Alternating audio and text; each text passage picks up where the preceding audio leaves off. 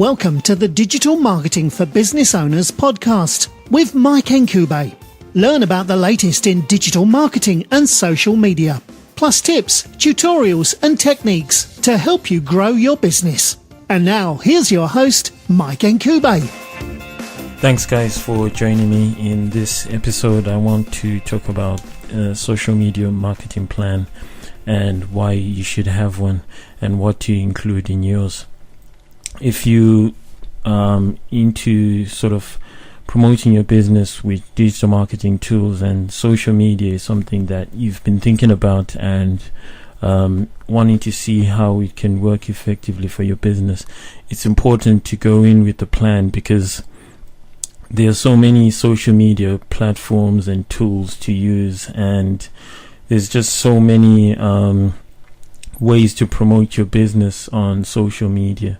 And without a plan, it's going to be difficult to achieve your objectives and sort of know exactly where you should be promoting and doing most of the tasks that are important for your business to reach your customers and clients, or whatever other plans that you have. So social media plan has many benefits, and some of them include it acts as a guide to help you achieve your business goals. It also helps you identify your target audiences, and again, it helps to increase your brand's awareness with your target market. If you pick the right social media platforms, whether that's Facebook, Google+, Twitter, and so on, you can effectively get people more aware about your products, your businesses, your services, and so on. And social media also helps with boosting sales and leads for your business. It helps save money on advertising costs, and you can get a lot of free traffic from there. And that's one of the major benefits compared to channels like pay-per-click advertising and so on, that are very effective too, but they do tend to cost a lot to set up, and you pay for each click through that comes to your website. And so these are some of the benefits of having a social media plan for your business. So what to include in your social media plan?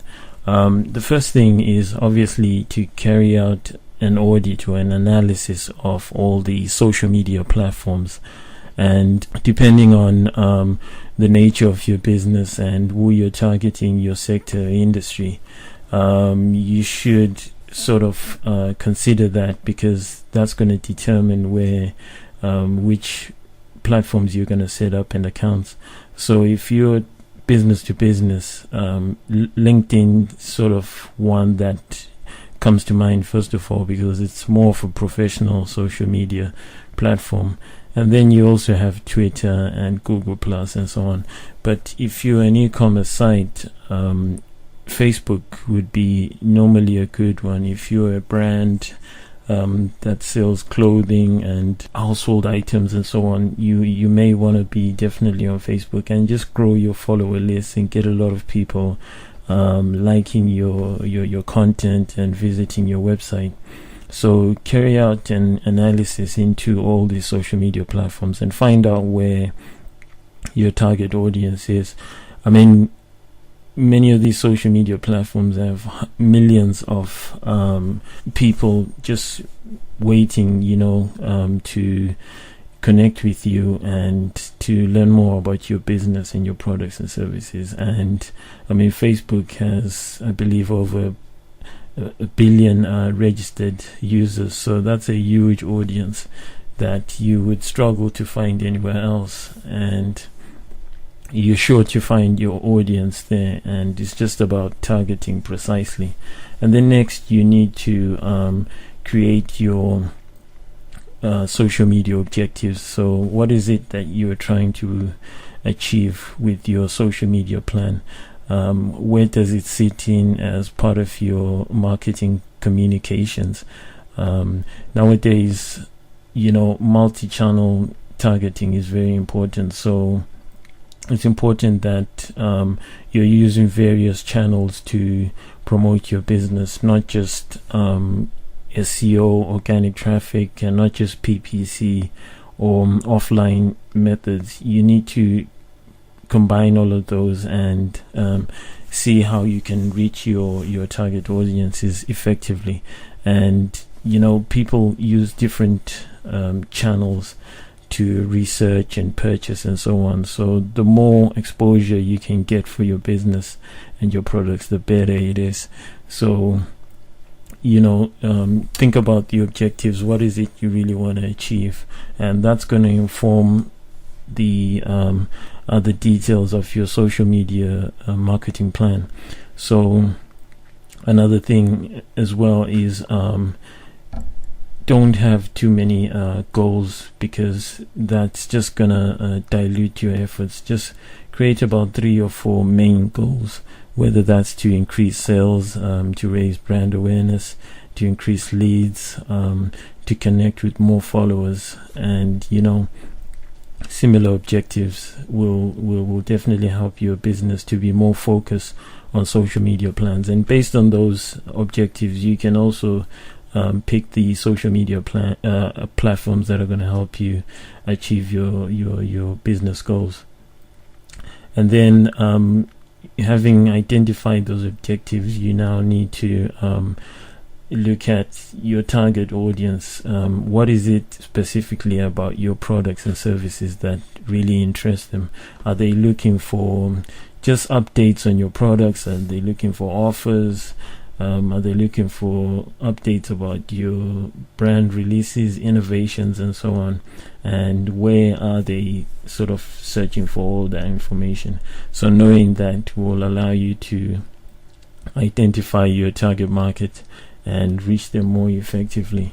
So having your objectives and knowing your target customers and what they want is a very important part of the social media plan.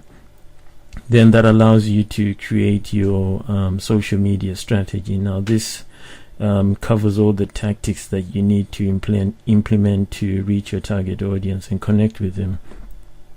And the strategy looks at the different segments that you want to target. If your business targets multiple segments, some of those will be on different social media platforms and so on.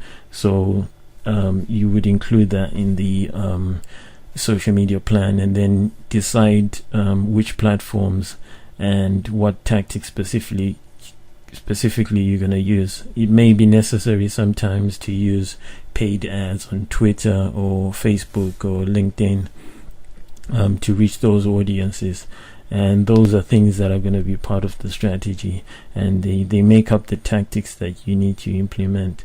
So your strategy is what helps you to achieve the social media objectives that you laid down earlier in the planning.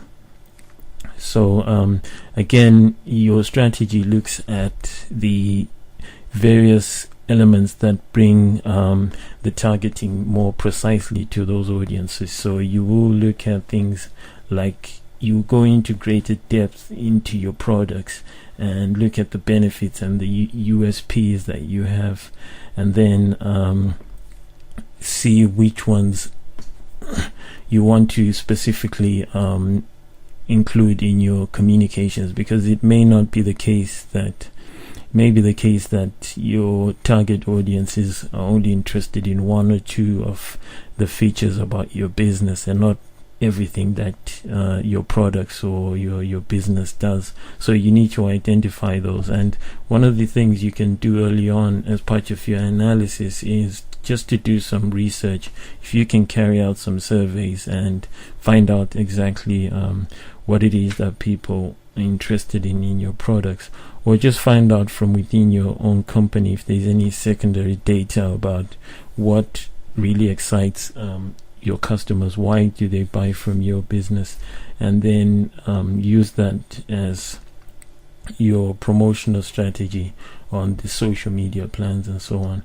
So that's obviously going to affect the messages that you promote, and whether that's in tweets or in images, pictures, links, and so on. They should all be in line with your brand identity and values and reinforce the image that you want to put out there about your business. That may mean working sometimes with the brand strategy expert if you lack those skills, or if you're not too sure exactly about what you want to put out there about your business, because that first impression is important. And when people come through to your social media profiles and they look at the images and the logos and everything else and the messages, and if it's not in line with what they know about your business or what you want them to take away about your business, then you definitely need to look at revising that and going back to the drawing board and planning that again. So that's a very important part. The brand identity is very important. And then you need to look at the various tools that are available that will help to make your social media more effective. So you will need to look at third-party tools that automate a lot of the processes, because social media management can be time-consuming, and you won't have that time to interact with everybody. So tools like Buffer and Hootsuite are going to help you to automate a lot of those processes. And you can, these tools are very cheap and sometimes are very free to use, and there's a lot of them to pick from. You've got tools like TweetDeck, Manage Flitter, and Social Oomph, and so on, and they just make uploading your content and your posts and so on a lot easier. One that I like a lot and I use a lot is Hootsuite, because it's got the bulk uploading template, so I can schedule all my tweets and posts and then just send them out in bulk and not have to do it manually. And Manage Flitter is another one that makes it easy to follow back people who followed and to follow people who fit certain profiles that I can put down as filters in my account and just make the whole process easier for myself. And then finally, you need to determine what sort of budget you need. Now, social media is not totally free. Sometimes you may need to hire somebody to do a lot of this if you lack those skills or the time to do it yourself. So think about maybe getting a freelance social media expert who's going to manage your accounts and make sure that you are sort of promoting your business effectively and so on. And it doesn't really cost a lot if you can find a good person who can work on an hourly rate. And also, you need to think about, as part of the budget of your social media plan, you need to think about the cost of the different tools. It's not a lot of tools that you're going to need, but you could be looking at anything between $10 to $20 per month on each of these tools. So it's not a lot of money. It's actually very cheap, but there definitely is a cost to it. And whatever else you need to do, sometimes you may need somebody to actually produce content for your business. So that content is what you're going to be sharing on social media platforms and so on. And then finally is the reporting, the analytics side of understanding how your social media account is performing compared to your competitors and so on. So you've got tools like Google Analytics, which is free, and you've got other tools like Social Bakers that allows you to compare your business to other businesses on key social metrics that are important to your business. Then some of these social media platforms will have their own analytics tools. Now, they tend to be quite basic, but I found the Twitter ones to be very good, and you gain a great understanding of the engagement metrics. How effective are your tweets? how often are people clicking through, how many impressions, how many people are looking at your profiles, and so on. So you need to keep track of all this month by month and see what improvements you're making, or if things are getting worse and what you need to change, and so on.